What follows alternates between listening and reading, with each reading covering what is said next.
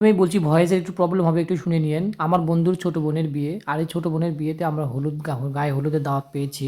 আমরা বেশ কয়েকজন বন্ধু আমরা এই গায়ে হলুদে গেছি।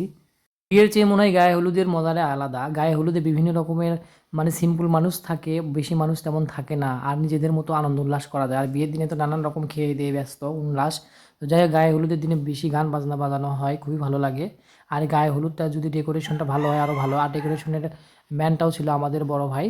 উনি খুব ভালো ডেকোরেট করে এবং একসাথে আমরা সব ফ্রেন্ডস মিলে যদি কোনো গায়ে হলুদে যাওয়া যায় তাহলে তো কোনো কথাই নাই। গায়ে হলুদে শুধু মেয়েরাই যাবে এমন তো কোনো কথা নাই, এমন তো কোনো যুক্তি নাই। তো যাই হোক আমরা সবাই বন্ধু মিলে গেছি ওখানে। যাওয়ার পরে কিছু সেলফি তুললাম, আড্ডা তুললাম। আর সবচেয়ে মজার বিষয় হলো গায়ে হলুদের দিনের খিচুড়িটা যে এত টেস্ট, এটা বিয়ের দিনের চাইতেও খিচুড়িটা বেশি মজা হয়। আপনারা যারা মানে এরকম কোনো দাওয়াত ইনভাইট পাবেন আপনারা কিন্তু বিয়ের দিনের চাইতে আপনারা কিন্তু ওই গায়ে হলুদের দিনেই বেশি করে খেয়ে নেবেন। কারণ বিয়ের দিনের খাওয়াটা খুব একটা ভালো হয় না। যত প্রিপারেশন থাকবে তত দেখবেন খাওয়া আপনাদের নরমাল হবে, বা খাওয়া নরমাল বলতে কি আপনি খেতে পারবেন না এমন একটা আইটেম চলে আসে। যারা খেতে পারে তারা সব জায়গায় পারে। তো যাই হোক সেটা কোনো কথা না।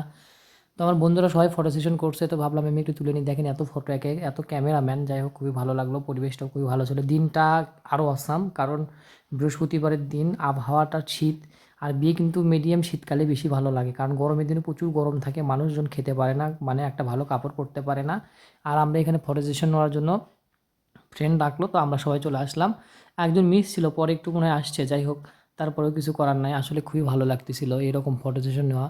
আর এই রকম খাবার আইটেম, আর এই খাবার আইটেম কিন্তু আপনারা বিশ্বাস করতে পারবেন না। আমার ফ্রেন্ডেরই ছোট ভাই, ওর নাম হলো কি জানি, যে এই মুহূর্তে মনে পড়তেছে না। ফ্রেন্ডের ছোট ভাই, ও কিন্তু এই সবগুলো খাবারের আইটেম করতো। আর এখানে বিয়ের দিনে আমরা চলে আসছি। বিয়ের দিনে আসার পর ডেকোরেশনটা এত ভালো ছিল, ছবি না তুলে পারলাম না।